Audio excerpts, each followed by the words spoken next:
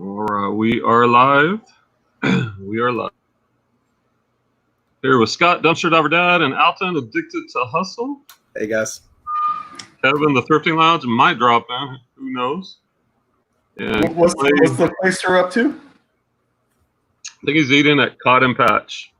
Okay. Y'all have any of those out your way, restaurants? Nope. No. Kind of like a southern cuisine kind of restaurant. And of course, he's vegetarian, so he eats like a little kid. He'll have macaroni and cheese, French fries, not even the healthy vegetables. You think if you're going to be vegetarian, you'd kind of mix in some healthy vegetables, right? Exactly. You think so. But not Clay. So how's it been going, guys? I think, but before we started, we were kind of talking about bolos. We just kind of want to like update how's it going? What are you up to lately, Scott? You were talking about some bulk stuff. I don't know if you want to share anything or just in general. Yeah, I can definitely share. There's we were just talking one behind the scenes, and that was the Blue's Clues plush 10-inch toy, and that's going for eBay for some good money. We we were looking for one. That's the only one. The only reason we know they are coming out with a new one, and that's why the other one's in demand or whatever. So yeah, the older plush stuff. If you see those in garage sales or Goodwills or anything like that, definitely look it up first, but definitely pick it up if you can find that. And then in grocery, we were talking behind the scenes on some of the discontinued items that could go for good money. And what was the one? Cherry Sprite or whatever that was.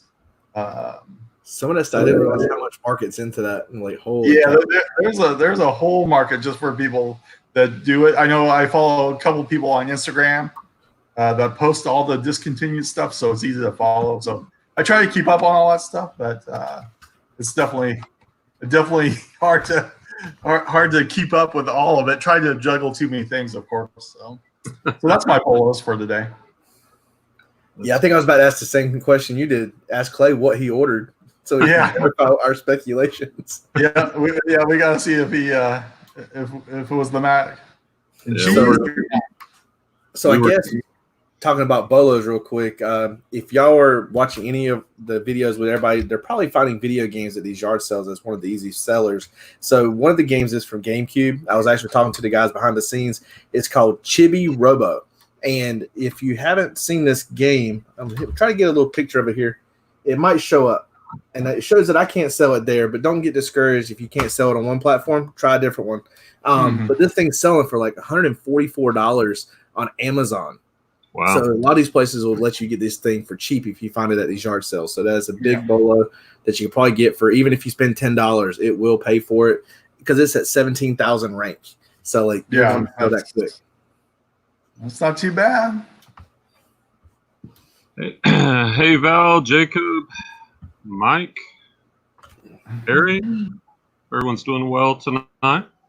Here, I'll share. I guess a nice sell I had yesterday. I've been doing a lot of auctions over the summer and having some pretty good luck. Right here. I picked this up at an auction. Pyrex, new sealed in the box, which was the cool thing. Shenandoah. And this was all brand new sealed original box. Oh wow! And it's with the shipping, it went for like $96. I think I paid about 15 on, so probably made 50, 60, after fees and whatnot. So that was pretty cool. And some of these things I'm finding at auction are just some real gems. I was doing more of the storage, but I kind of like these auctions where maybe you pay up a little bit more, but you know exactly what you're getting. Is that high bid, or which auction did you get that off of? This one, this one was high bid. Yeah. And very good. Here's another good thing, and I was talking to the guys on our chat, and I found this painting at an auction house for this one. And, just from watching a lot of Dr. Lori, I mean, big painting, like the dimensions on it it's like 36 by 48. Mm-hmm. And you could tell by the frame, it's a nice frame. It's big. It's oil on canvas. And there's a signature down there, which is faint. It's kind of hard to see, but, you can kind of see it right there. And I was using WorthPoint, and I saw some similar to this that were going for several hundred. So I went ahead and bought it. And the customer reached out to me, wanted some more details. And I was like, well, I'm stupid. I have a subscription to Dr. Lori. I pay an obscene amount of money. It's like $499, but it gives me a 6-month subscription to her Priority, where you send pictures to her, ask her questions, and she'll reply to you. Mm-hmm. And so questions on this, and here, I'll just show you the reply. Like, she says it's called View to the Amalfi Coast by Frederic Aagaard, a Danish painter, actually, he lived a long time, 1833 to 1918, and she retailed it at $2,500. And the other cool thing was that she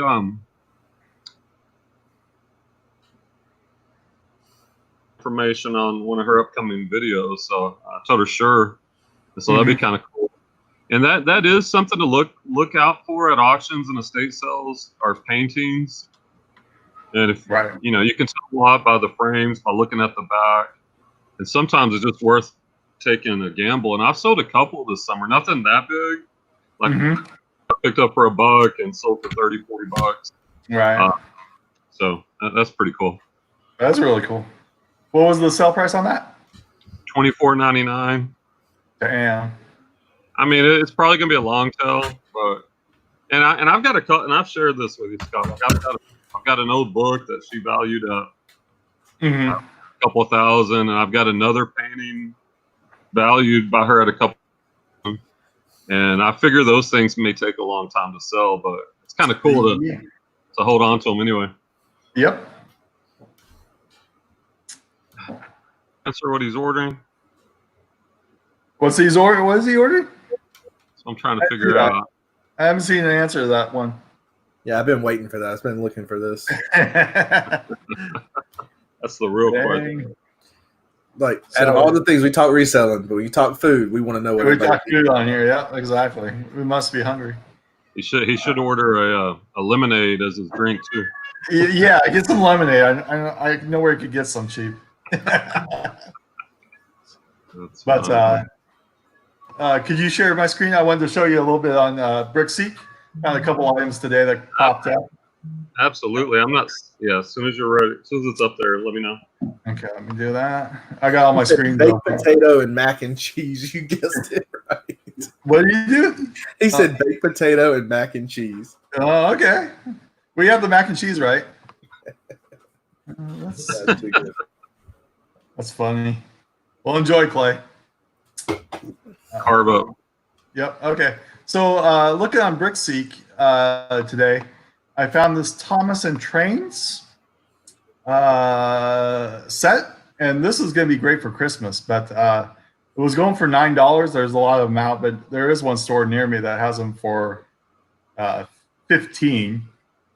And then, but yeah, if you can find it for $15, I think it's still a good deal, because I looked up on eBay, and using Brian's tool, it has a 55% sell-through rate. Suggests it's $48, so that's not too bad. But these are all going for $50. Here's $40 plus shipping, so that's almost $70. $45 plus free shipping. But yeah, during Christmas time, this is all stuff that's going to go up. Can I add to that just real quick? Yeah, Thomas the Tank, because I put at an auction once again for $8. I picked up a giant box filled with Thomas the Tank. Had the cabooses, the engines, the tracks, and I pieced them out, and I paid $8. And these are used ones. Keep in mind, used. Right. And within 2 weeks, I probably had about 15 different listings, and they were all gone. And like some of them, depending on, well, obviously new are good, but on the used ones, depending on the date, which character it is. Right. Like I sold one for about $60, just the engine. So Thomas the Tank. Speaking of bolos, if you see Thomas the Tank stuff used, or in your case, new, right? All these are new. So yeah, I didn't see any used in here, but yeah, you could pick this up and resell it. Even if you resell it now, you could probably get $48. I'm sure it'd go up to $55, $60 around Christmas time. So that's a great return on money. So I just wanted to show you that, just looking real quick today. I haven't picked any of these up yet because all my money's tied up in other stuff. But I wanted to share on that. And then I was looking at Stranger Things. This was $3. It's a DVD, season 1, collector's edition. And I think that'll go for good money on there. I haven't looked it up, but I resell this on eBay if you're not ungated on Amazon. But yeah, that's another one that I just saw, just looking real quick. And let's see, I didn't check Lowe's, but tools are another great thing. Mm-hmm. And when I'm going through here, I try to look for the 60, 70, 89% off. This is 71% off, 67. So try to look at that. This is 43% off, but I'd like to see that stuff lower. But all this stuff right here, you can pick up and resell.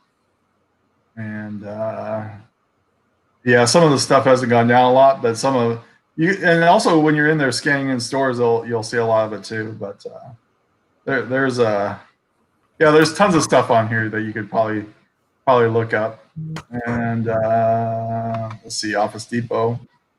I don't really sell that much office supplies, but I don't either. I don't deal into it as much. Yeah, I know they do pretty good on Mercari though. Stuff.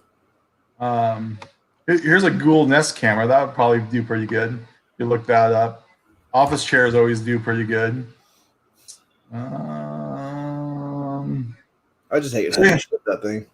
Yep. So that's what I had for brick seat today, just on that part of it. So you can put me back. Love that. Yeah, I love that brick seat. I haven't got around to it. I tried that one day, trying to pick up those laptops. Now, if I'd have been able to score them, it would have been big profit because I ran it on Snap Seller and the sell-through rate was like 275%. There were only a couple of listings even active, but I don't know. I had just joined that day, and I went to about 4 or 5 Walmarts. So I'm guessing you just got to be persistent, and I think the one thing you have to be careful with BrickSeek is when it says limited stock, that means that it got down to 2 or less. Yeah, a lot of stores are only doing it 1. Yeah, so, I was giving Brian a tip to call ahead to make sure it's in stock and have them hold it for you, because it's not worth it to go there and tell them no. And also have them look in the back. Now, I did pick up that that Kodak film that I showed you guys on behind the scenes, and I sold 2 of them to one guy on Amazon, and that paid for all my ink that I bought. Just that one sell. So all the rest of the ink that I sell is all profit, because I was getting it for $3, $7, stuff like that, and he paid $50 for 2. So also don't get discouraged if you go into these places and you see a lot of the electronics and stuff still pulled from the shelves, because with all the riots and stuff going on, they pulled anything that was valued like $150 or more. Yeah, they pulled that from the shelf and said, if you want it, we got it in cages in the back. Like that's exactly serious buyers only. So if there's something that they put on discount, they're probably not even gonna know it's on discount and it's in the back already. There was a TV last week that looked like a pretty good deal for $100. But again, all my money's tied up, so I didn't go around buying TVs, but I should have actually. So they were brand new 55-inch TVs for $100 and something last week. So yeah. Harry said he picked up an old painting out of an old house. Kind of creepy. Yeah, if you could maybe get us a pic of the front and the back. I mean, I'm no expert by any means, but some of that stuff, especially the old stuff, might be valuable. Have you get, so one guy was asking you questions on that one painting you said, Brian? Yeah, I had it listed like $3.99, and she wanted to know if it was an original or like a reproduction. And I was seemed like an original because you could tell by the touch and the signature and a few other things, but I wanted to make sure. So then I reached out to Dr. Lori through the pictures, and you take pictures where she actually reads the paintbrush strokes because she has a PhD in that stuff, and she'll talk about on her videos how, like, when she was in school in college, that's what they would do. They get out like a 1 by 1 inch picture of a painting, a famous painting. It could be anywhere on the painting, and they'd have to be able to tell you the artist, the era, the artistic style, all these things. Wow. So like, she really knows her stuff down to the inch. That's saying something with that. You give me that one little spot, I'm gonna be like, what am I looking at? Exactly. Right, exactly. So you're in a group to pay for the knowledge that she has to get behind the scenes, I guess. Yeah, like I know we've talked about this topic a lot, but I kind of believe in sometimes paying up to get those. I believe in that too. Whether it's the Patreon group or, well, it depends on what you're doing too. And this is what I was telling. Since I'm doing so many auctions and estate sales, I'm going to run across these things a lot. And I did the math. It comes out to like $2.50 a day, $2.50. So it got broken down. I mean, one listing that I might have only valued that painting at $50, and if it sells for $2,000, well, hell, that's paid for 2 years of her service. Exactly. Now, does she offer any way of like verifying it for you, like to send you like notice, like if you can add that to your listing? That's a good question. I kind of did. I kind of put it in there. I didn't ask her. Probably need to look at the terms. I wonder if you're paying for that kind of high level service. Think, like, would she back you with saying, "Hey, I'm the professional that said this is worth this based on my expertise"? Like, I know she does appraisals like that, where she'll do an official appraisal. But because I was talking to the customer, I was going back and forth. I'm like, hey, she knew who Dr. Lori was, and I said that actually, I didn't crop to show her. She's like, oh wow, that's really cool. That's just outside of my budget. I'm like, well, I get it. Oh, of course. I'm a doctor, not an art connoisseur. Kidding, Jim. Right. That's funny. That is funny. So besides, so y'all were talking about garage. Anybody been outsourcing lately? Oh yeah, well, pretty much every Saturday now. Pretty much is the big day out. Last Saturday, I think it was 44 yard sales in the Triangle area. So I was happy about that. So I didn't get to them all, but I sure tried. Now, what part of the country? North Carolina. North Carolina? Okay. Yeah, like 20, 30 minutes east of Raleigh. So it's easy for me to hit everything from the countryside running right through the south side of Raleigh. I ended up all the way west past Greensboro and like in Greensboro past Burlington. So I was like 2.5 hours from home by the time it was said and done. Wow. Nice. Yeah. I know. I'm showing restraint because I have a big death pile. I'm like, all right, not until I get this under control. Well, I've made myself a deal that I'm not buying it unless I'm willing to list it that day, or it has to be like the next day. Like if I can't do it, like video games or something that's easy for me to list, it's not worth me taking the time and store it right now. I'm trying to get that stuff out. Like Dumpster Diver knows, like I've got all those still books. I got like probably 30% of those books left. That's it out of that first find. But I buy books now so much because I'm making such profit margins on them. It's actually my biggest seller right now. I mean, I'm averaging like 5 to 10 books a day. So wow. It's are you sourcing Goodwills or for those, or are you Goodwills anywhere that's posting them? What I like to do is take marketplace. Are you using Scout IQ or are you using anything else? No, I'm honestly just using my brain and my knowledge of how to read the Amazon app now. Like because I can see this as fast in the Amazon app, and I can say, oh, is that a good rank or not? If it ain't a good rank and it ain't making me X amount of money higher, I mean, just because you spend 50 cents for a book or $1, if it's a $200 book, of course it's not going to have a good ranking. So you got to have that quick knowledge of, oh, I'm willing to wait, but that's worth it to hold on to it. And if there's 300 offers on one listing, I may not pick that one up. You know, so there's a lot that goes on to it, and it helps me quickly analyze. But most of them, if they say I want $2 a book, $3 a book, it's not worth it 99% of the. But if you can pick them up for a quarter, 50 cents, buy them in bulk, list what you can out of them, and then turn around and put them back on Marketplace in a bulk and get your money back out of them, so you get your stuff for free. And that's what I've been doing with that. Any extra books, I put in a bulk on Marketplace and let them roll. Well, I like that last tip because I bought, and Scott, you know, an estate sale, online estate sale. He had giant bookshelves, and I won that for $17, and there was probably 400 books in it, and there were Bibles and lots of hardcover books. And just from that, I've been selling. I probably average, you know, a book or two selling per day. And that, matter of fact, that was the auction that had that famous 1818 book for the multi-thousand. But that's kind of the first time I've really dipped into books, besides like a textbook here or there. If I run across one, the numbers. But I do like the idea of books because they're quick and easy to list, and so exactly. Selling so many. I really do like Scout IQ though. I totally understand.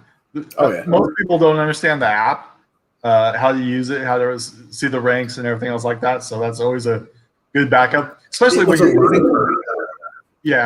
especially when you're doing groceries and electronics and all that stuff on there. When you expand, it's so worth it to do that, because you can look at something and say you'll buy it or not buy it. But Scout IQ was so awesome during garage sale season last year. I was just running through all the books, having people pull out a bunch of books. And, I may like Scout IQ better if once I get the little Bluetooth barcode scanner. The scanner is the must. Yeah, scanner is the must. So we'll definitely give that one a go again once I get another one of those. Yeah. So do you want to share? I think I might have an idea, but do you want to share with the audience like the different types of books to look out for if they're out there sourcing and come across books? I actually got one that I picked up for 25 cents or 50 cents. It was in my last video. It was a Star Trek book. And I thought it was funny because it was called Beam Me Up, Scotty. I need that.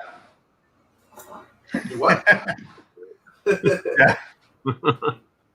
I might have to What are you guys talking about? Pickles? Is this pickle? Yeah, I don't know what where the chat went. Val's a pickle connoisseur, and exactly. I'll find it in a little bit. But I right now I love Bibles to pick up.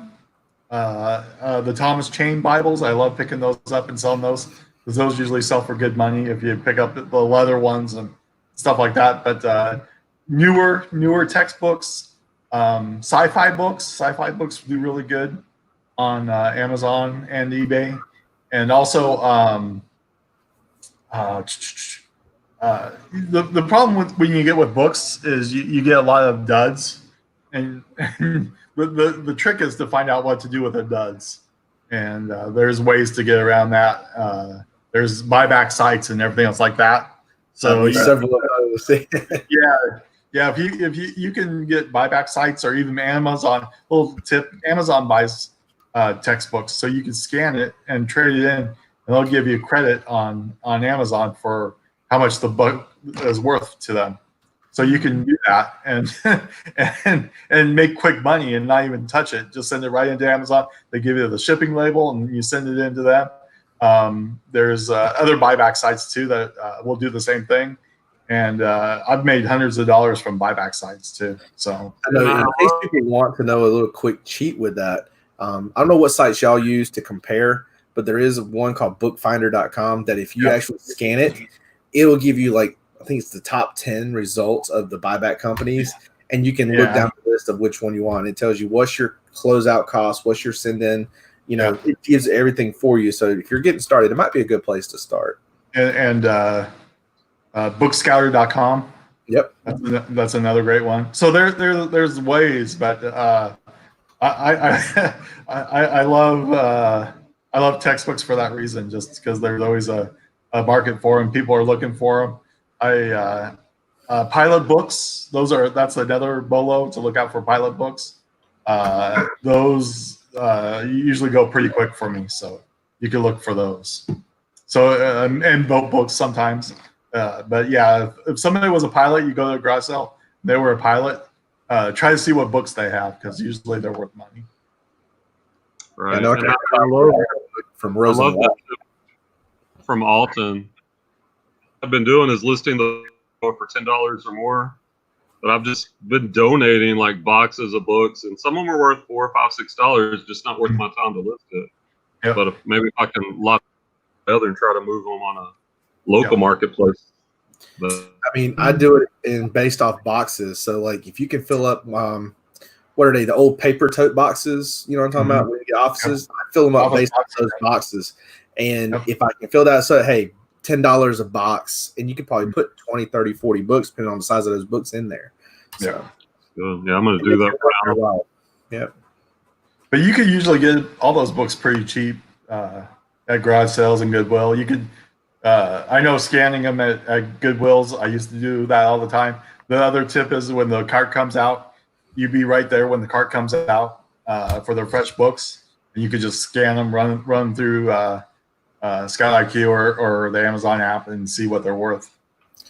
So that's it's crazy what people donate in books because people think that they're worthless. They look at them, they're done with them, they don't know what to do with them, and usually there's good money in there. So you said you started out in books on Amazon, right? Yeah, I sold thousands of dollars, well, tens of thousands of dollars in textbooks. The only problem with textbooks on Amazon is there's seasons, so textbook seasons, and I'm waiting for those in betweens. Now my Amazon chart is pretty even and going up a little, and it's nice to get those regular paydays. We're talking about that earlier, and I tell you, that is probably the thing that I think people don't realize on Amazon is that how long it takes for you to get a consistent payout. I mean, you're talking like the first month, I thought, I might get something this time. And I got realizing, no, it's going to be a while because by the time, if you sell something at the close of that week, it's got a 7-day closing period. And then if it doesn't close before, it's going to be another week. So there's a whole, but once you do, like my payouts, I've showed the guys some of my payouts, you know what I'm expecting.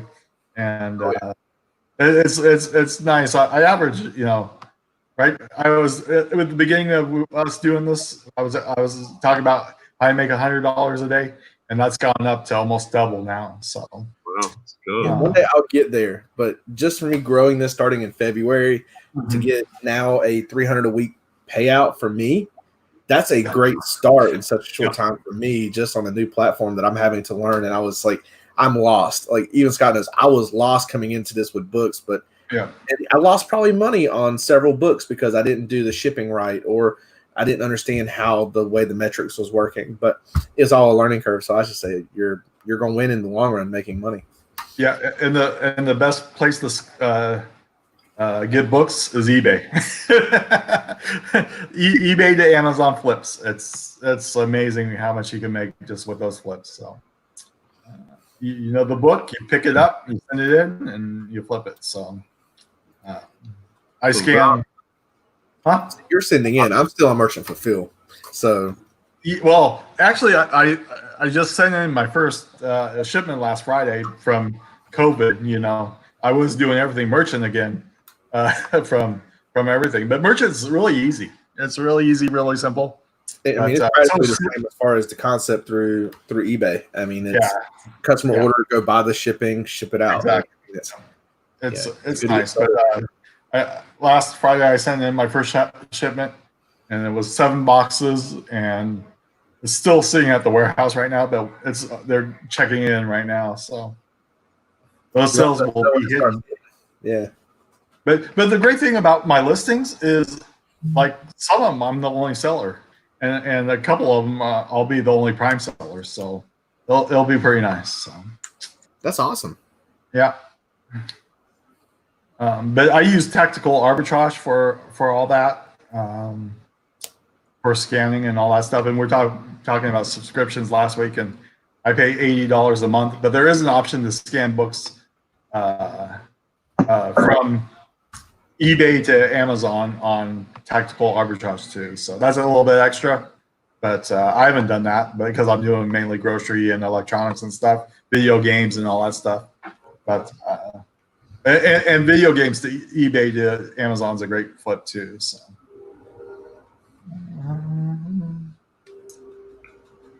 Wow, Val. We were talking to Glenn. I started running this week, and Val said she started working out an hour of hill repeats. That was her first starting out workout. Oh my gosh! Oh wow! I'm tired just hearing that. Exactly. You need some lemonade. Talk to Scott now. So yeah, I don't know if anybody has any questions about Amazon, but I'm pretty passionate about it, and you get me going, and it's just. But I will leave you with this. I'm noticing grocery replenishables and vitamins and stuff like that on eBay selling pretty quick with that app. I forget the name of that stupid little Chrome extension. The Snap Seller tool. Oh yeah, the Snap one. Seeing some of that stuff, the sell-through rate and stuff like that, makes. I've listed a couple things on eBay waiting for them to sell with high sell-through rates. So I think that's going to be amazing too. So here's an interesting thing about that extension. Some people may not know. It also works on Poshmark. Oh, so, yeah, like I was, shoes or whatever that's listed on Poshmark, it'll give you those same numbers. Oh, really? Yeah. So for whatever it is, $9.95 a month, I think it just makes it easy. It gives you it's like the stoplights, right? Yeah. So good. And even on the red, it's kind of like what Alden was talking about. That just because something has a low sell-through rate, you still got to kind of variables. Is it a lot of money that you're willing to sit on? But most of the things, if you're doing retail arbitrage, then you definitely don't want anything with a slow sell-through rate. No. What's the lowest you'll go on that? Because I was looking at stuff 50% and up. So. Yeah, that's probably the range, unless it's something that has, something I get that has a humongous ROI on it. Mm-hmm.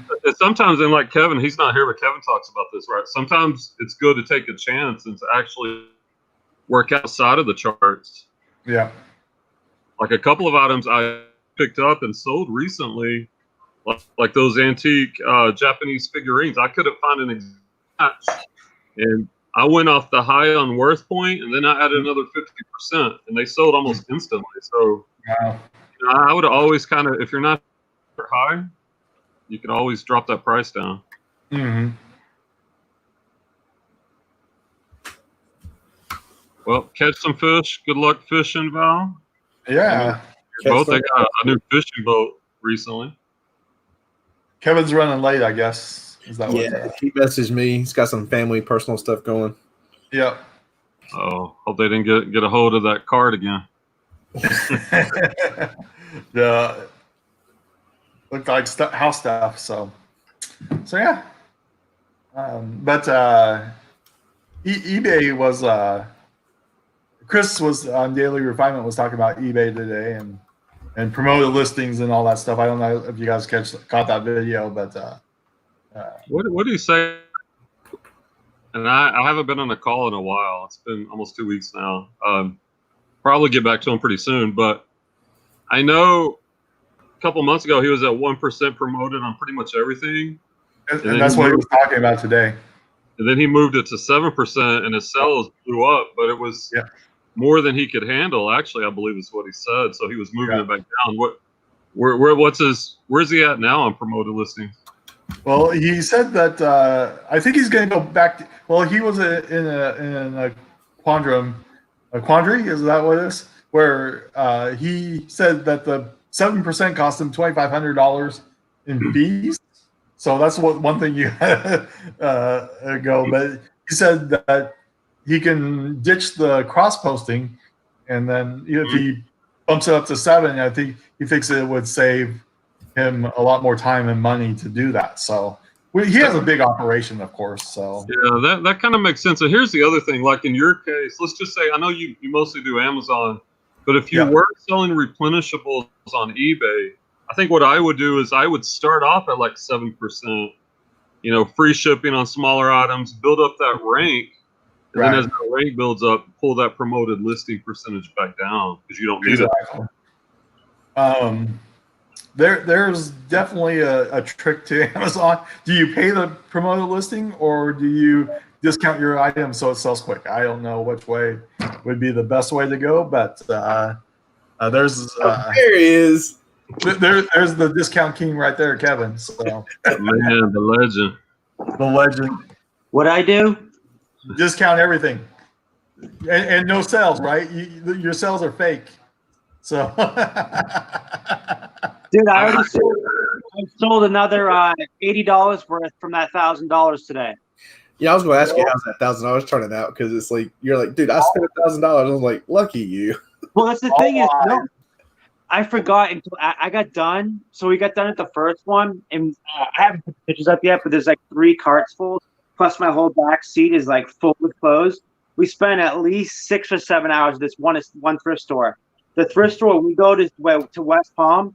There's only 2 places we always go to: American Thrift, and then afterwards we go to Community Thrift up the road. Community Thrift we go a lot for the sport jackets and blazers, which was insane. It was insane what we got. I already sold the jacket from that haul for $250. It was a alpaca wool Loro Piana overcoat, and I love some Loro Piana all day long, but just $250 right there off that one item, and I've sold I think 8 or 9 items from that haul already. I've made probably close to $500 at least. Wow, ain't that at all. So that's what I'm saying.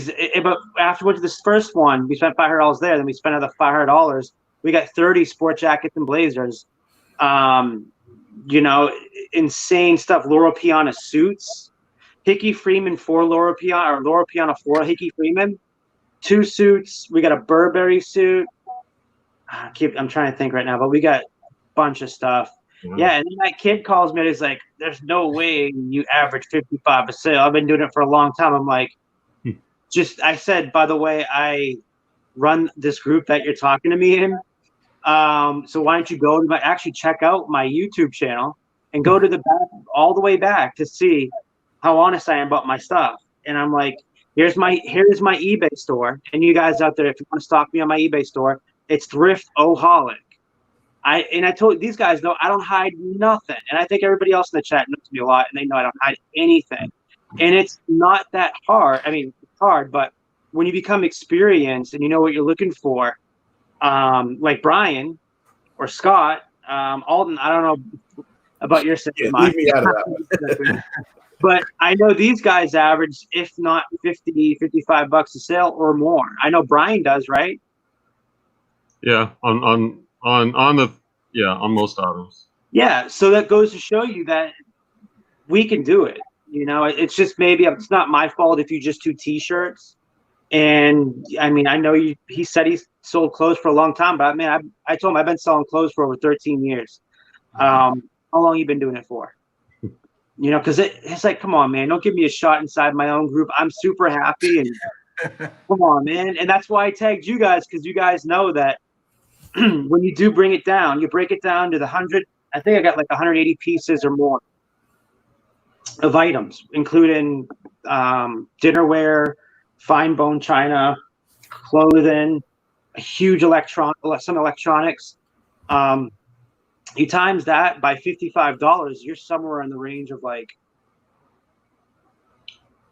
I don't know, probably close to 10,000. That's what I'm saying, and that's doable. And with what I've sold right now, I'm already averaging 45 to 50, and they're not a lot of my big sellers. But with the 251 you put in there, you divide it up, now I'm up to like 60, 65 on average because of that one sale I had for 250. So I'm already making my money back, and out of the 9 pieces I've sold. So 9 more pieces and I'll make my money back. And then the rest is the 160, whatever I have listed to list left is profit. So it's definitely doable. good, man. Was that at an estate sale, or did you say you got that? No, I just went down south, and we really shouldn't have spent $1,000 because I'm 10 days out from closing on my house. But I think we're good with the cash to close. I think we're good there. But she had me freaking out after, because you're on that adrenaline rush, right? Mm-hmm. You're grabbing all these suits, Versace dress shoes, and suits and the stuff that I always buy, and Limoges stuff. You get that rush, and it's like, I already know I have the capital. I don't care. I can just keep spending. But then you're like, oh yeah, that's right. That's supposed to be for rent next month. Now we got to make another $1,200 back, or another $1,000 quickly back. So dumb. We're already almost $500 to making our rent for the month, and that's including all the other stuff we've paid for. Plus, I gave $1,000 down on my deposit was from this month. So, and I think I did the numbers, and in the last 31 days, I made $4,600, and then when you take out fees, taxes, and the shipping costs, because there's a section on the desktop that shows you specifically now. If you go underneath the what is it? Are you on it right now? Not right now, no. You know what I'm talking about, though, right? I think I showed you that. Oh yeah. Yeah, that is so helpful now. Yeah, but I don't think. Yeah. After all that, the last 31 days, I made $3,700. So that's after everything, and I'm only doing this part-time. Yeah, part-time. On a part-time basis. Yep. So how you guys? Man. Doing good. Doing good. We're talking about Scott and his lemonade and Alton. Yeah, you want some lemonade, Kevin? I need to sell some lemonade. Working on my make sure you make your money. Yeah. Hey, Brian, did you tell everybody that about Dr. Lori and you? Yeah, I mentioned it. Here, yeah. Let me. I'll just show you the email, I guess. But yeah, I can't wait to see. There we go. Yeah, I was telling the story of. Well, here's the email where she gave me the valuation, the title, the painter, the retail value, and then right here she asked if she could share that on her Real Bargains instructional videos, and of course I said sure, and she just appreciated and just told me what a great find that was, and that's why I was talking a little bit about that, about paintings, and Kevin, you know this because I see you got that few. There's something really cool. It's that treasure hunting, right?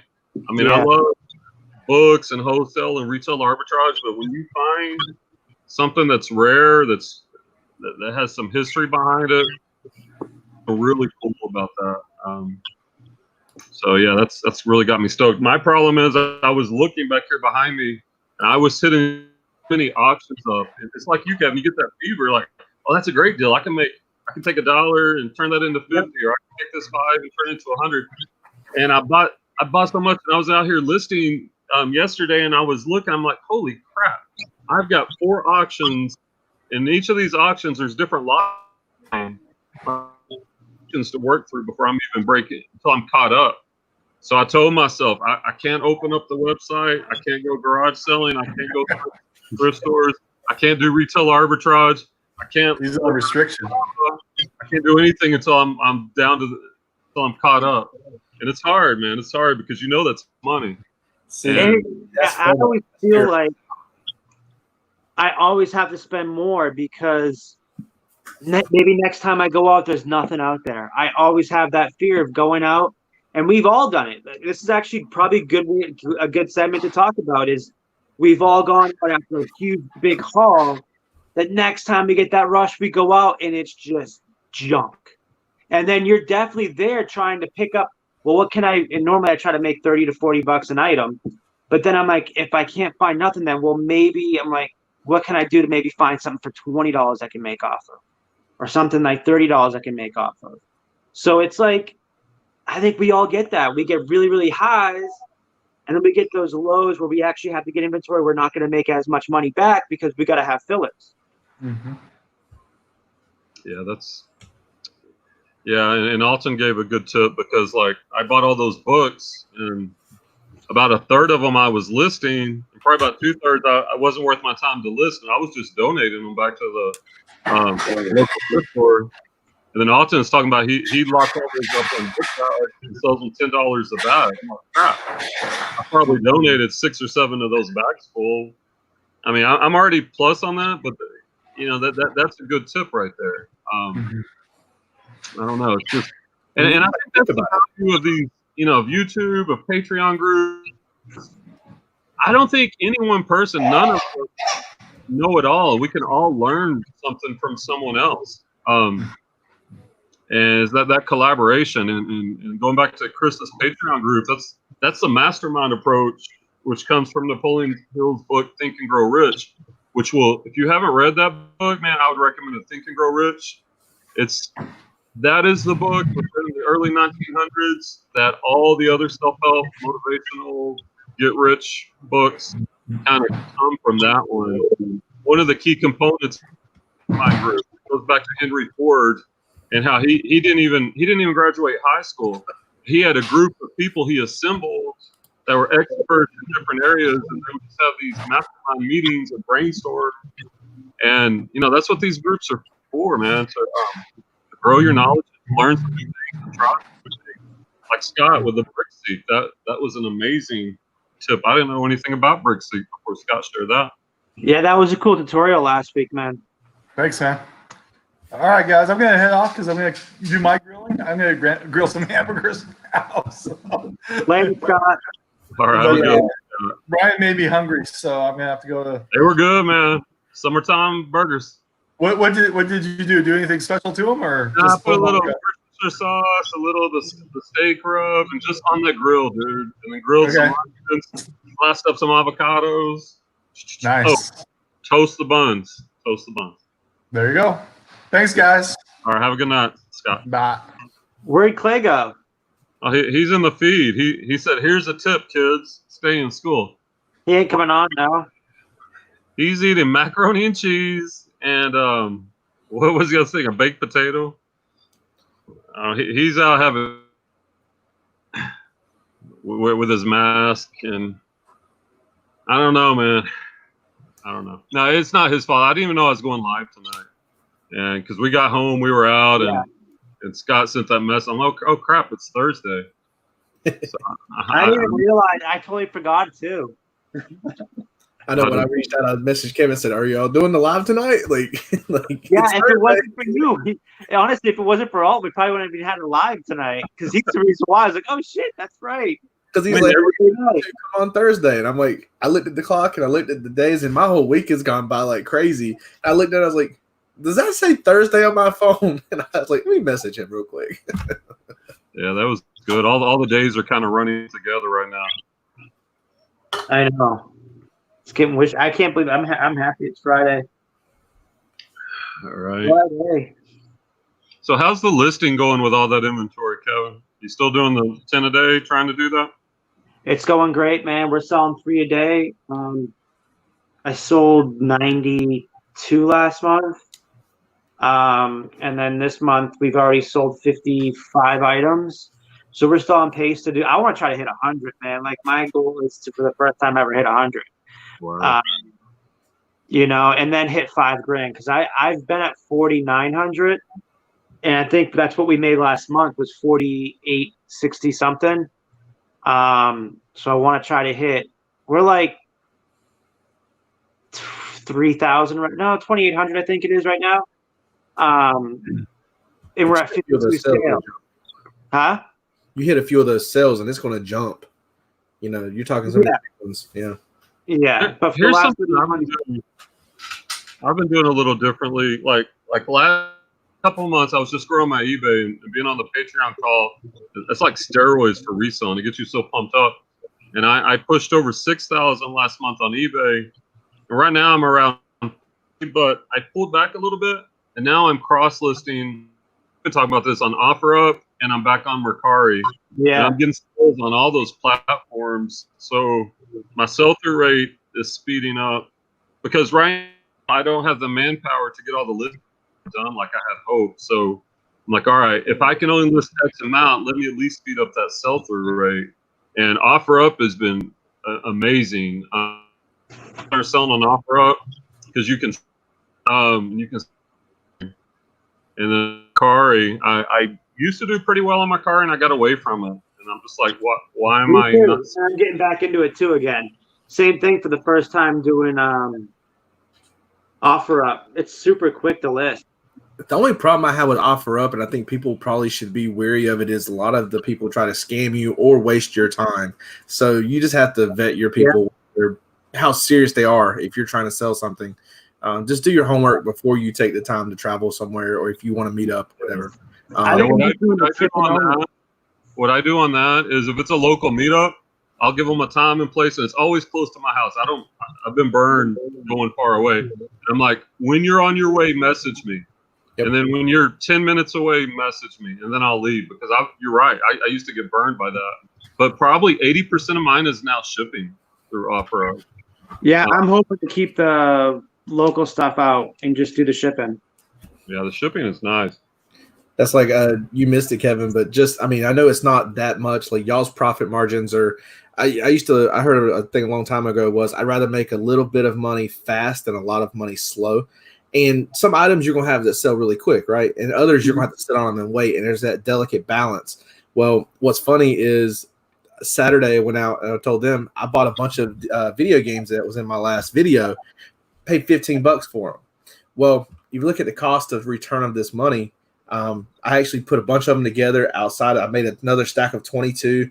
Most of the ones in that pile weren't worth listing on Amazon because they weren't that $10 or more profit margin. Yeah. I listed 22 of those on Mercari, and the next day they sold, and I accepted a $50 offer. So really, so I made $45 after shipping everything because they paid the shipping on top. So I just took 15 on Saturday, and I just ship them out. So that you're talking about in 24 hours, I've tripled my money. Yeah. I now have that money back, and I'm doing it again. And I think that's what people miss is like they see y'all going $50, $60 an item. When they don't realize is if they pay attention to the little things, they could do just as much money volume if they're willing to put the time in. It's like this. I have these serrated knives. I bought a lot of, I think we said 75 of them, and we bought $20 for the whole bag. And she actually wanted like $1 each, but I said, I'll give you 20 for the whole bag. Because I'm thinking the same thing, quantity, be able to have it there for only $20. If I sell one of them, it's $14 plus they pay the shipping. Yep. I sold actually four to one person last week alone. And I've sold maybe 9 total, and I've had them for like 4 months. Right.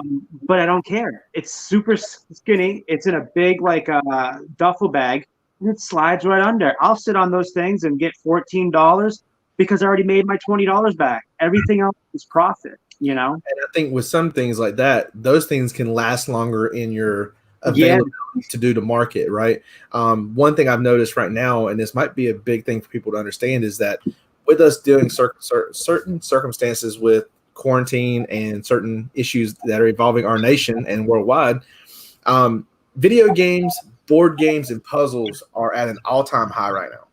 Like, I can't tell you that a $10 game now, I just literally sold a $10 game for $45.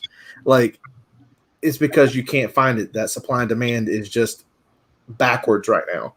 And right now is the time to make your money on video games and those things. I don't know if you can see this right here. Twilight Imperium, this board game, I listed it for $20. Well, I bought it for $20 on the video. I have it listed for $189.99. Yeah. And I bought 4 of them in the video for $20. And I've already sold the other 3. And I took the $20 and I've already made $60 profit. I've already sold those for $80 total. So I'm 3 times profit, and I'm still waiting to sell this one. Yeah. So it's just literally a day or 2 later, it's like they're gone. They're out the door. I got confirmed through Mercari that they had been delivered today. So all that money's hit today. So and here's the good thing, like adding on to what you're saying, Mercari and Offerup and Poshmark versus eBay, I've never had a return. I've had over 500 sales on Offerup. Not one return, not one problem. I've had one problem on Mercari out of probably about the same amount. eBay, all the times, cancel order, complain, or non-payment. Like I mean, I like eBay, but I'm getting fed up. Like the customers know that they can screw you over, and they're taking advantage. Mercari has a better customer support backend for the seller. If you really look at how they manage, they tell you exactly what it's going to cost. Even though the shipping is more, if you look based off your eBay pricing, you're kind of paying for that safety. You know what I mean? Like you may lose more in the long run, maybe 2 or 3%. But at the end of the day, is that worth it to not worry about a sale coming back to you in a week? Like, I mean, to me, it is. It's like, I'll take it all day long. I work whatever your volume and whatever your pricing is, I work it into what my sales number is. You know, I don't really care about, oh, well, I get a better percentage of it here. Nah. I just, if I feel like doing Mercari, I work it in based on what Mercari is going to charge. And I don't worry about, oh, I could have got better, you know, doing it on Amazon. I don't worry about it that way. So I look at where it's selling. Yeah, I think being diversified, having all those different platforms, it just gives you safety, and once again, your sell-through rate's going to be better too. Oh, absolutely. Oh, and a fun little find I found for a quarter was this little Luigi hat last weekend, and I was like, I'm gonna start wearing this thing to the yard sale. I love that little hat. Oh, Kevin, speaking of hats, here's another auction find. I got so much crap. I got this big bag of hats at an auction. Well, here's some plates in here. Here's some plates. Plates. So I think I paid $2, and I don't even know. I was just like, I don't even know if they're worth anything. Is that Federated parts? Huh? Is that like the first one's Federated parts? Power services. That one's probably not worth anything. I don't know. But I think I saw a couple of Cowboys caps. They look vintage. I love selling the crap out of trucker hats. What about this? Like an F-22 Raptor, something like that, maybe worth anything? Yeah, I mean, it's like $20 for it. Yeah. You know, and I paid $2 for a big old bag, and I haven't even gotten through them yet. Well, see, that hat goes for a lot of different things. A lot of collectors, Lockheed Martin. So you have to really keep in mind that the content behind that. Wait, you have a Lockheed Martin one? That F-22 is a Lockheed Martin. Says Rowan, Fort Worth, I guess. Oh, Rowan. I guess that's the Aero Engineering Company, I think, out there. Is that a gold leaf? It looks like a gold leaf pattern. Yeah, it's got like a white leaf pattern. Yeah. Those sell for pretty good. It's kind of cool looking. The real vintage ones that with the gold leaf like that sell for really good money. Like I think I have an NRA one I sold for $45 with the gold leaf. Yeah. Advent Gardeman's been selling. I don't know if remember you know Matt Advent Gardner. He bought a bunch of vintage hats, man, like the Hall of the Century, a couple months ago, and it's still in my Thrift Lounge group because that's where he posted it. And in it, he had no clue who Levi Garrett was, like what Levi Garrett was, and it's a tobacco company, and a lot of the vintage stuff goes for boo-hoo money. He had 4 of those hats, and they weren't in the best condition, and he sold each one for $125 each in a matter of 2 days. Yeah. And he bought the whole lot for $20. And then he had beat up Caterpillar hats, like the vintage one. I think he sold one of them for $300. And he sold 2 more, and I think he has 2 left. But he's trying to clean the other ones up. But yeah, these hats that he got are insane. Like he found it from Facebook Marketplace, and he just bought another lot. And I said to him the other day, I said, it's so funny. I was thinking about you when I saw that lot because he bought another lot of hats for $40 last week because I saw it pop up on Facebook Marketplace, and it popped up as sold. And I was going to write to him, but I saw him late last night. And he pulls out, he's like, oh man, he's got this for $40. I said, is it the one was it from Facebook Marketplace? He said, yeah. I said, let me see.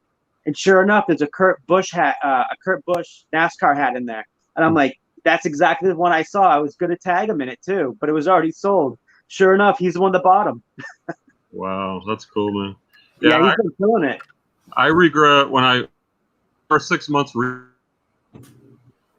in Fort Worth, and I didn't know much about hats at the time. And this guy had like giant sized kitchen table, like an 8-foot table, just filled with caps, and they were vintage, and they were like every NFL team, like your top 50 college teams. And now if I would have came across that, I would have just made a bulk buy and bought them all. I mean, I don't know if I didn't have the budget, or I probably didn't know enough and didn't have the money to try to do that, or the confidence. But now I'm like, man, I regret not buying every single one of those suckers. It's tough because I always think about the ones I passed on. Like that vintage camera haul, I bought like 11 of the lenses and made about $2,700 off them, and I bought the whole box of them for $40. But I should have asked them because I was the last person at that estate sale. I should have asked them, listen, what would you give me for all of it? I'll give you like $100. If I got $100, I would have easily gotten 10 grand out of all that stuff. Wow. It was the one where I got that one that I sold for $1,200. That one lens, remember? Oh yeah, yeah, I remember that. Yeah, that video. And that's the one I always regret not grabbing. I think we all have that one. Like, I should have done this then. But I think if you really, in the long run, you're going to say, you know what? Yeah, I should have then. But it's going to prepare you for the future. I mean, it does. Yeah. You know what I mean? You learn from that. I mean, I think that's more valuable than striking it really lucky, knowing that, hey, I accidentally just got lucky by asking this one time, when that actually might make you the worst decision later is like, I can't do that every time. You know, you can't buy out every time. So not getting it probably helped you just as much as getting that lot. So I would love to say that, but at the time I had plenty enough to grab it, and I knew what I was doing. That's why I say it comes from experience for you. Like, it's like being a professional at something, right? We do it so much that cost of goods goes down, your profit margin goes up. And it's the same thing with how good you are at sourcing. So the bit longer you've been doing this, you top dog, nothing gets by you. It's like a basketball player. You shoot so good, it's just there every time. And it's just it's like a football player. Guy catches it can catch it 10 times in a row, but he's under pressure and he misses that one time. So that one time is like your 3-point shot. It's that margin of error where you're so good at 99.9 and you have that 0.01% where you just freaking missed it. That is what eats me alive, and I'm sure Brian's the same way, because you're like, that is a rookie mistake, man. A rookie mistake. Yeah, it's funny. Like, I don't celebrate the much, like the 100, 500. I mean, I had a $600 sell off of I think I paid $50 at an auction. That's nice, but I don't spend a lot of time thinking about that. I'm always thinking about, like, well, what would that have done if I would have played that better? I think we focus more on the negatives, which I think the useful part of that is that pain is a learning experience that it's going to stick with you. You come across that situation the next time, you're going to do the right thing. You ask any football players, or ask Michael, who is it? Ask, I think, any sports person that you're in the Super Bowl, right? And take it, for instance, when the Patriots lost to the Eagles. Or no, sorry, I think it was the last Eli Manning game where through that bomb and Odell Beckham grabbed it with that hand, impossible catch. And it's like that, man. You have it in your hands, you're ready to win, and boom, a lucky play takes it away. And that's how and they always say, it's not the championships I always think about, it's the ones that I lost. Yep. And I think I heard Tom Brady say that. I've had 6 championships, but I think I heard it around the time he had only 4. And he's like, the ones that really kill me is the 2 that I lost. And that's what kills them. It's not the wins, it's the ones you lost. And that goes to show you that it's like, in a way of a sense, we have that same mindset. Like, we celebrate the wins. Yes, I always look at his bottom line, like, oh, it's bottom line, great, move on to the next item. That's great. but it's the ones that the rare chances you get at finding that stick with you. What could have been? It could have been salivating with $6, $7, $8 more $1,000. What would I've done with that money? Now this goes through our heads, right, Brian? Yeah, You're thinking about after you think about what could have gone, what could have we've gotten with that. Or, Right. you know, like, oh man, and then after that, it's like, man, if I had that money from what, man, I wouldn't be able to buy this now. That's what sticks with you, at least for me. It's all the regrets. Yeah, and that drives you forward, right? That propels And it drives you nuts. motivates you to keep going, to keep searching, keep looking for that in that Bible, in that painting, and lift that next dish up to what's on the bottom, right? Yep. It's that next. It's the treasure hunt, man. It's the thrill of the hunt, dude. That's right. And when you, like you said, when those that got away, the shark that got away, the fish that got away, you're second guessing yourself, but you're on the look. You're looking for that next one. I'll tell you honestly, about 2 weeks ago, like, you know me, I'm good at finding everything. That's just, I'm one of the rare few. I would say this. I think a lot of us are in here, but there's a lot of people that come along. They only know one subject. I think I guess Harry's in here, LSP's in here. I think they're still in here, and then you guys are in here. I don't know, but again, I think you're fairly more newer. But when it comes to me, Brian, all of us here, we're very experienced. Whereas we're not good at just one thing anymore. And that's when you know you've got to become great at things. When you can expand upon one subject, learn the ins and outs, and then it's a trickle-down effect. Yeah, it's like a tree. I learned from clothing. And from clothing, I learned from sellers that did cross-stitch, Afghans, you know, whatever else. And then underneath there, it's like, okay, from there I learned this. It's like, and it's from learning from others and seeing what they're going for, watching the videos. It's all about your educational product knowledge. And that's how you become a professional at this. You know, like I'd have confidence in any one of us lost our job. That's cool. We're going to do this full time then. That's exactly, I think that's how we all think. I think Harry's retired, I know, but I'm sure if he did this younger, Chad does his Golden Figure Pickers the same way. Ronnie's the same way. If you have a job, and like you know, I got in a situation this week with my own job that I might get fired from shit that I said on Twitter, and that's coming from corporate. So, but to me, it's like, man, I don't want to lose this job because I got this house. But my owner already said, Kevin, I'll move you to the independent side. You're like family. We don't care. We'll move you over there. But it's like, if I did have that pressure, and I did lose that job, eBay already pays my rent. I just need to make a little bit more, enough to pay my bills. And then then you for 40, 50 hours to work on it. On top of what she's putting in. So she's putting 40 hours in right now a week for me, right? And then if I did it 40 hours a week, I'm very lucky to have my girlfriend. I don't think any one of us in here can say, I don't know if my girlfriend's knowledgeable enough or can do 40 hours a week. I have her doing everything right now. No joke. Because she's not working and I'm working full time, going head forward to get my license where I can work from home. So for me, it's like that could be 80 hours a week. And I know at that point, we're going to make double than what we're making right now. But I love my job. It makes me sane. I remember when I was doing this full time a few years ago, how insane I was going mentally. I don't want to be like that again. I don't think I could handle it. Like, even as much as you aspire to be full-time at it, just having that normalcy of a job, I think that's where I don't think I could handle it again doing it full-time. I really don't. As much as I would like to say, yes, I want to work 40 hours a week for myself, there's not enough structure there for me. Like, nope. You know what I mean? I need get lazy quick, man. That's what we are. We're in front of the computer all day. What's the biggest distraction? Being on the computer. So it's not going to get you. And Brian, I'm talking about. I think actually I could do it. Like, I would love to do it because once again, get on the Patreon call, man. That his call is like steroids for resellers. I was doing 6 12-hours, you know, and everything was blowing up.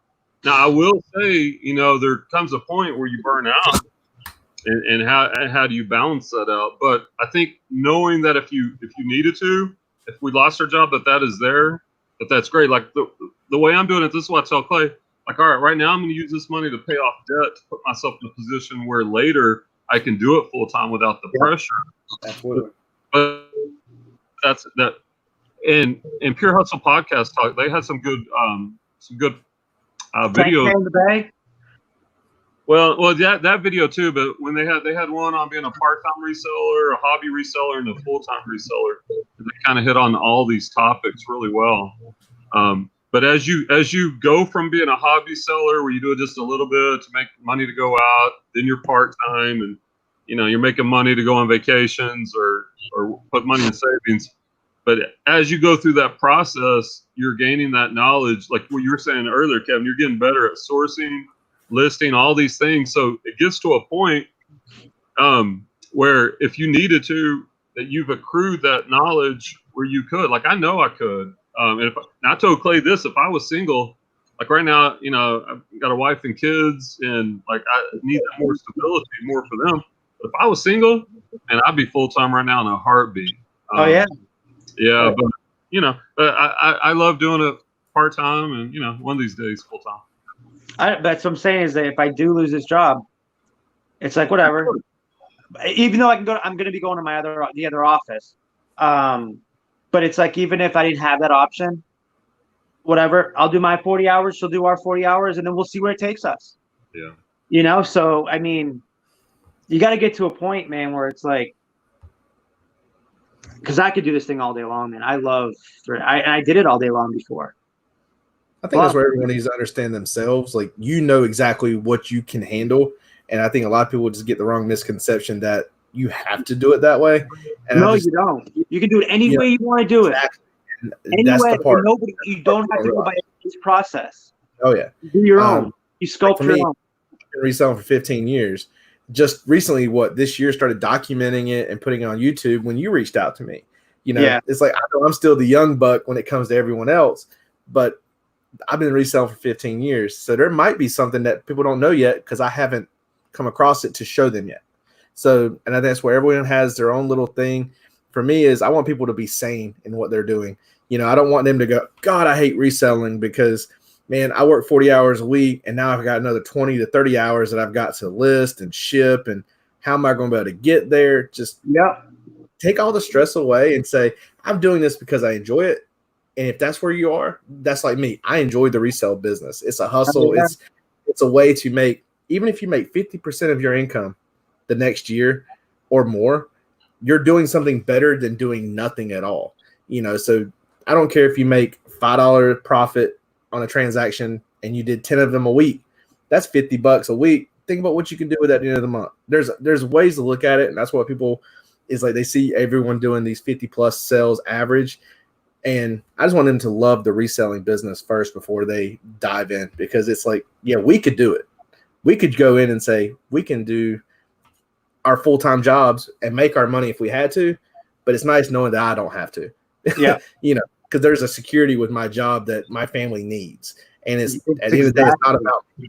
It's about them. And if I can do this to keep me sane part-time, well, then I'm happy, because nothing tells me I have to. It's a hobby that pays. Exactly. It's a hobby that really pays good. And here's the thing, Kevin, like Chris, Daily Refinement, he has pickers across the country that he pays to go sourcing shoes for him. And like we've talked about on the Patreon call, like if I just got tired of the shipping and the listing, I'm good at shoes. That's one of my main niches. Yeah, I can make $30-40 an hour for him, just doing the best part, sourcing. So I've got that in the back of my mind, but I'm kind of greedy. I want it all. That's what I'm saying, man. And that's why moving out to where I'm moving to, I'll be in between 35 or 40 minutes from Orlando.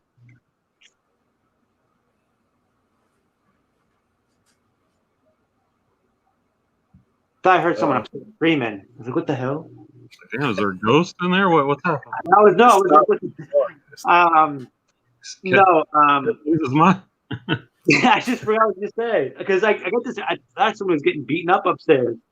Oh, damn. You moved closer for something with Orlando? Yeah, so I'll be 40 minutes from Orlando and 35 minutes from Tampa. And I'll be right in between. Huh? Is that like the Lakeland area? It is it's the town next to Lakeland, Bartow. Oh, I got family in Lakeland. Oh my God, that's where you wanted to go in Dixieland. Yep. But we had a house that fell through this, so we saw this beautiful one in Bartow. And it has 850 square foot detached garage, 2-story, already craftsman set up, and it already has where I can put bins and stuff in, already picked out. So it's like that was a huge selling point for me. Plus, it's a beautiful house, but I feel like, okay, so I see the people for me I want to attain to is like, I see how Rally Roots is doing it, right? With like how they have their own warehouse, and not the YouTube part, but more of the fact that they like have a big warehouse and they have a helper, and it's cool and family oriented. Like I could see myself doing something like that and being very successful at. I think that'd be cool. That's something to attain to. And then someone else like Rockstar Flipper. He makes really good money at what he does. So those two are in Tampa. And I'm saying to myself, if I have enough knowledge, if not the same knowledge, if not maybe more, because I think I spread my stuff a little more than their knowledgeability. I think their knowledge is great with sportswear, T-shirts, and other little things like that. Whereas mine is, I can do antiques. I mean, Brian knows I can do antiques. I can do freaking, like I said, Afghans, Crocs. I just started learning glassware. So I have an abundance of where I can go and thrift and do things with.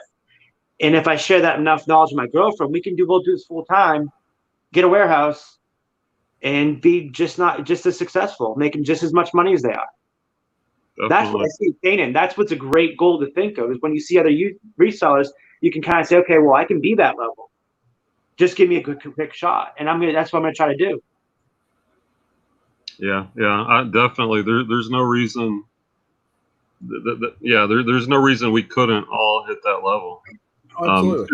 It's just being systematic, and having a plan and growing and being taking chances. There's certain points you got to take a chance. You outgrow your garage. You're going to get a storage unit, a warehouse. You're going to get a helper. But I was also thinking too, because Lakeland, they have some areas where there's a really hipster town. I'm sure Alton, it's a real big college hipster town. They got 2 colleges there. And I would love to open up some sort of small shop for like vintage wear that like hipsters would go to. Like there's one in Gainesville that I seen that they did it successfully.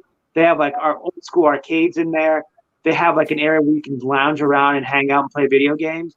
I think that'd be so sick if I rented out a place and did it differently, how other places have failed, see how they failed and make it differently so I can make it succeed. Because that's the only way you can do it nowadays in a brick and mortar is by being different, not being like everybody else. Well, I think about like Craigslist Hunter, right?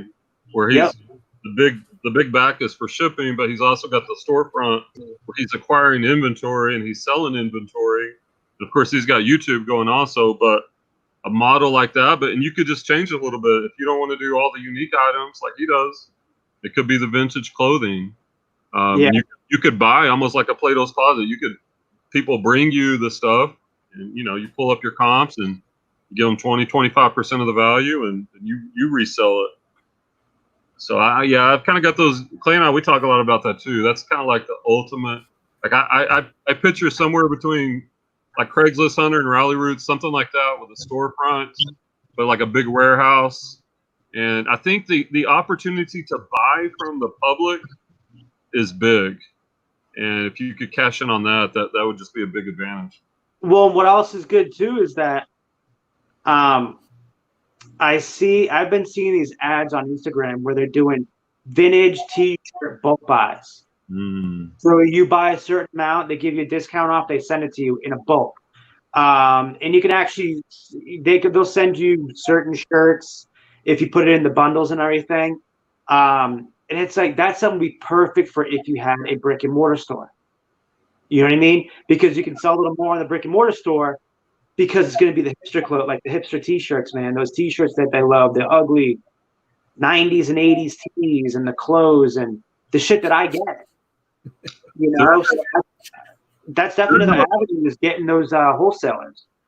Yeah, there's a farmer's market here in Dallas, and like they redid it a few years ago, and it's like now more trendy and upscale. The whole area is revitalized, And in this one part, they're selling food, a little bit of vegetables, but they also have vendors. And I've seen a guy up there, and that's all he has is vintage T-shirts. And he probably has a 10 by 10 area, and it's got racks, and it's just filled with vintage, concert T-shirts, all these different vintage T-shirts.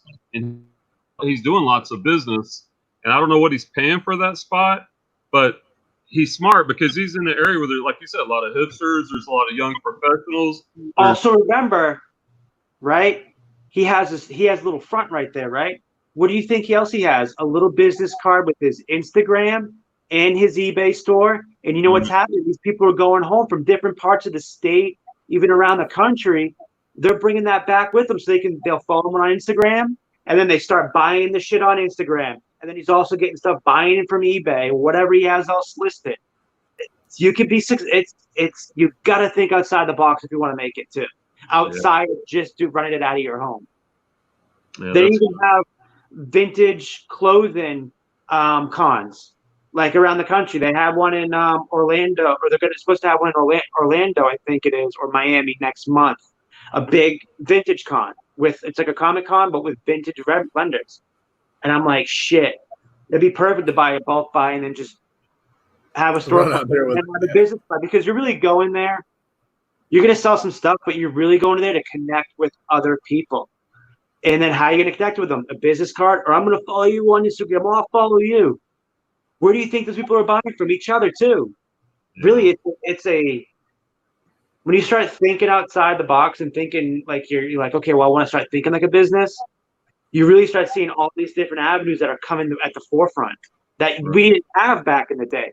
When we did this back in 2012, we just started the YouTube stuff. We didn't have those avenues. We didn't have a online YouTube auction thing. We didn't have any of that stuff. Right. It's so cool nowadays where there's so many different avenues. Yeah, that's what I always. It's almost like there's too many options, too many things to sell, too many ways. Clay always laughs at me because, I'm doing nothing but shoes and I do great, but then I get bored and I hit some antiques and some collectibles. And Scott tells me about Brickseek, and I go do some retail arbitrage and that sells. And I'm like, well, I want to do a garage sale. And it's just like, it's almost like there's money in all of these things, and I enjoy all of it. But I always wonder, like, if I just really focus down and maybe a couple of areas, like, would that be more productive? Like at this point, I think like I'm kind of like what you said, Kevin. Like I'm pretty good to really good in almost any category. Like I could feel comfortable sourcing anything. But then I look at Daily Refinement. Like he's kind of done different things, but he's still probably 90% shoes, and he's an expert in that. He's built connections, and I'm like, well, should I just settle on one thing, or be the jack of all trades where I can go in and pick up money anywhere? Yeah, I feel like I don't think there's anything wrong with doing both. If you could, like, if you're jack of all trades, but like, you know what, this is what I mainly look for, but I'm not blind either. Like, you know what I mean? Like, if you have a set, like for me, I love video games and books, but that don't mean I'm not going to look at other stuff while I'm there. So, you look at it like there's not one right way of doing it, or I think you said something like that, Brian. There's no right way of doing it. Did you say there's something like that? Something like that. Yeah, I think there's. But then look at it this way, the opposite. There's no wrong way of doing it. So what route you want to go, there is no wrong way doing it. And also write that down, put that in the Kevin quote, best quotes ever category there. Kevin, a lot of good ones, but that is a good one. I just picked off your brain from when you said that, because there's not a wrong way of doing this. Well, here's an example. So went with my daughter and her boyfriend. We went out to some outlet malls, and we went into Nike. And Andrew, like he lists for me sometimes, and he's getting into the reselling game, which is really good. And he's seeing how profitable it can be. And he was in the Nike place, and there was a season where I spent about 4 or 5 months where I was doing retail arbitrage at the Nike outlet. We have a Nike clearance outlet about 30 minutes from my house. Those are really good for them. Yeah, and I would go and drop, $2,000, $2,500, fill up the whole car, the back seat, the hatchback, everything. with shoes, and I would come and I would sell them, and I would double, triple my money, and that was going well. And then I don't know, I got away from that. I guess I was looking at the ROI on the used market, but then I was telling them, I'm like, it's a lot of research. They're new, so they're going to sell faster, but you got to pay a lot of attention to the sell-through rate. The market, is it crowded? Is there too much competition in it? But that's. Have you ever seen? I think it's SneakerX or something like that. It's a platform for selling shoes. Yes, StockX. Yeah, there's one guy. I forget what channel I don't know what channel he was on. There's a specific guy that maybe it was Scavenger Life. There was one specific guy that goes into the Nike outlets and literally he just licks stuff on StockX, whatever the hell it's called, and he makes his money there before he even walks out the door. All the stuff he's just scanning, put in his cart, sold already, scanning, and it was within minutes this night. He makes a full-time living doing that. Wow. Crazy. Wow. Yeah. I never got on StockX, but see now, turning on that again. Yeah. Oh yeah. I already told myself if I ever got a chance to acquire shoes the same way these books fell in my lap, if one day I acquire shoes at a good rate, StockX is where I'm going, because so many people who want the legit confirmed brand, they go to StockX or those apps. They don't really go to eBay for a high-end shoe anymore. I mean, I'm sure it's there when they can't find it, but you want people who are willing to drop money, you're going to get your top dollar on StockX. So yeah, I got to try. Is it only new ones? Can you do used? I'm not sure about the used unless it's listed under the collectible side, kind of like Amazon has that collectible section, but I think it's very limited and it still has to be authenticated. So I think that's where if you buy something, you have that retail market, you have the receipt, you have ways to back up your purchase. Yeah. Those are going to be things that you're going to use to prove your merchandise is legit versus a knockoff. So it just, I guess they say tread lightly with that one. Yeah. So I'm still new to that, but like I said, I've been looking into that one, and it's just a matter of finding the product that's worth listing. YouTube, I'm sure if you YouTube StockX. Oh yeah, I'm sure it's already on there. What?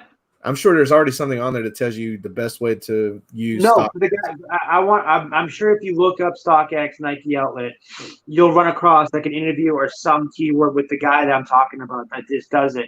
He hangs out in Nike outlet and he just lists stuff on StockX and it's sold even before he leaves onto the streets.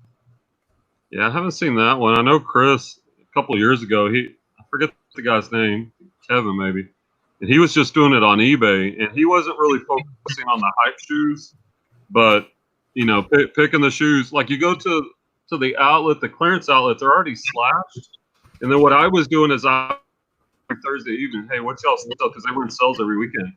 20% off shoes. Now when 20% off shoes and they're already on clearance, I'm out there. And then it's just running the numbers on the soles. Now the StockX with your phone, that sounds like a next level thing, but even just running it on eBay or using Snap Seller Tool and looking at the sell-through rate and the solds, I mean it's pretty wild. When I'd bring a helper, when I'd have 50, 60, 70 pair of shoes like lined up to check out. It would take 20 minutes to check out. And then the other thing is get the Nike gift cards like on Raise and get them when they're like 7% off. So now you're getting 7% off. So you're spending $93 on a $100 card, and you're buying it with your credit card, getting your 2% cash back. So you just start stacking all these extra savings, and before you know it, you're making good money. And Kevin, that guy's name is Garrett Rosal.